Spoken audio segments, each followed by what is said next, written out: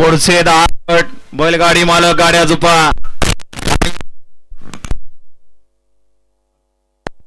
hello सुटला गट क्रमांक या मैदानातील 22 पळतो आणि 22 मध्ये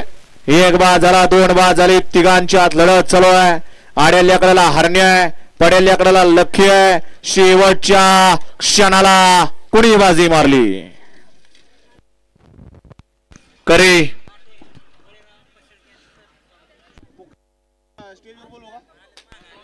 या ठिकाणी आजच्या मैदानाची या ठिकाणी जागा मालक आदरणीय बळीराम अप्पा शेळके वडगाव बुद्रुक पुणे आपण विनंती आहे की आपण या ठिकाणी व्यासपीठावरती यायचं आणि स्थानापन्न व्हायचं आहे